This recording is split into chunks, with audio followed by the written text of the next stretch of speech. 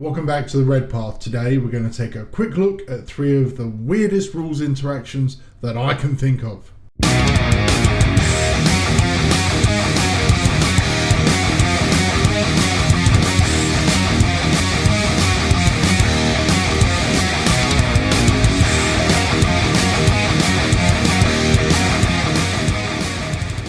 Look, it's been 4 years since our codex come out, over a year since 9th dropped, and let's not even talk about 2 wounds. The point is, it's getting pretty tough to produce interesting new content focused on the World Eaters or even Chaos Space Marines.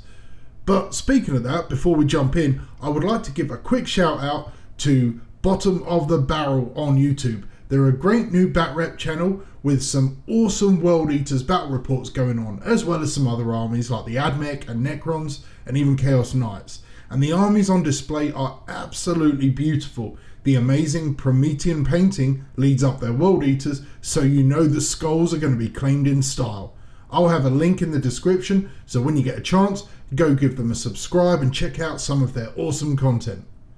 But for now, let's take a look at some of these pretty bizarre rules interactions that you can choose to do with what you will. The first interaction is one I strongly recommend you do not attempt in a game unless under some very specific conditions.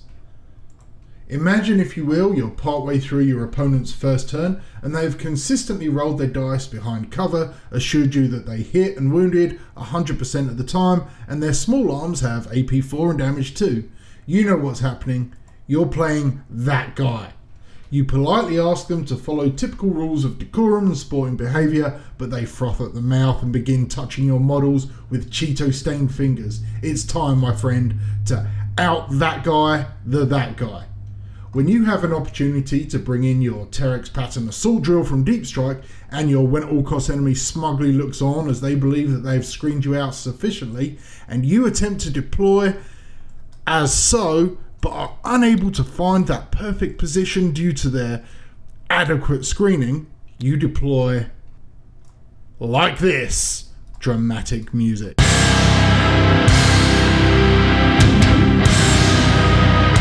As they screech and flap their arms in anger, politely inform them that nowhere in the bloody rules does it say models must be placed in any specific way. Rules as written, you can deploy your models, especially vehicles, in any physics-defying method you wish, so long as they respect the internal logic of the game with regard to rules and restrictions. So yeah, don't do this if you want the respect of your peers, but if you do play that guy, have no fear in summoning your inner cheese. The second weird rule that exists also involves vehicles. Look at this situation.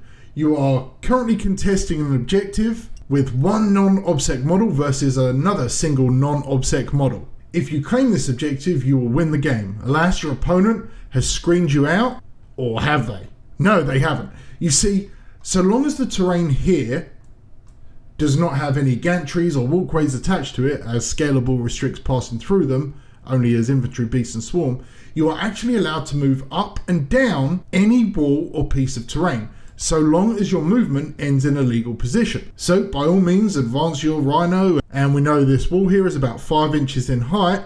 Let's say we roll a 3, we get a total of 15 inches for our movement. That'll be more than enough to go 5 inches up, 5 inches down, and 2 or 3 inches forward. That will mean we are now outnumbering the enemy on this objective with our Mauler Fiend and our Rhino versus only one of their Blight Lords currently touching. The final peculiar rules interaction I want to spotlight is specific to combat, and even more specifically against the Death Guard.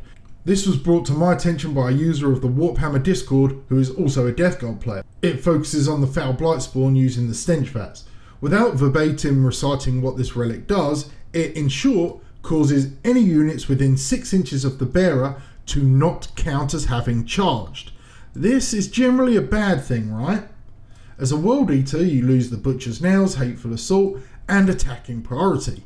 But this rule didn't know what it was getting itself in for, did it? So bear with me, because this one's a doozy. Let's stage manage the scene as shown on the screen here. The Berserkers have charged the Poxwalkers, and because no other charges have taken place, they will fight first. We're pretty certain we're going to remove 5 remaining Poxwalkers, so we'll just throw them off to the side. We can then consolidate in such a way as to be 6.1 inches away from the foul blight spawn. We consolidate because we finished our first fight interaction, and will be just outside the 6-inch aura here. So we are currently not affected by this aura. However, we can see there is a juicy target. We've got Typhus right here, and it would be really nice to fight Typhus, but we didn't declare him as a charge target. Therefore, under the normal rules, we are unable to fight him, right? Well, this is where the rules get pretty crazy. So we consolidated after our first activation outside of this aura. We are now going to activate for the second time. We have no other valid charge targets, but Blood for the Blood God allows us to activate for the second time.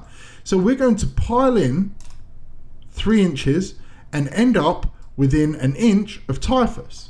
And more importantly, within 6 inches of the Foul Blight Spawn's debuffing aura. So now we no longer count as charged. You may be catching on to what's about to happen here. So because we no longer count as charged, we lose our Butcher's Nails, we lose Hateful Assault. So what happens here is because we no longer charged, we are not affected by the restrictions placing on a charging unit, which is a charging unit may only declare attacks against the target of its charge or an enemy unit that heroically intervened. And we are no longer bound by that restriction. However, as we began our second activation, that fully activates us and we must complete this entire activation. So we piled in 3 inches, we now get to make our attacks. Even though we no longer charged, we are now instantly eligible to fight a unit within 1 inch of us. So we may now fight Typhus. Admittedly, we will not have Butcher's Nails, we will not have Hateful Assault, but we will still get a reasonable amount of attacks on Typhus and potentially also kill him. We could then consolidate, and if we wanted to use the CP to make the best of it, we could consolidate all the way into the nearest model. We would have to suffer some attacks back, you know, that's going to happen, but we would also be able to use Fury of Khorne and attack the Foul Blight Spawn at the end of the phase. And we could kill multiple units by using the rule that is provided by the Foul Blight Spawn's relic against them. Anyway, that's it for now. If you've enjoyed this video, please consider subscribing and hitting that like button. Let me know in the comments any bizarre rules, interactions you can think of, or come join the Discord for the best World Eaters chat out there. So until next time folks, stay healthy, stay safe, and kill main bird.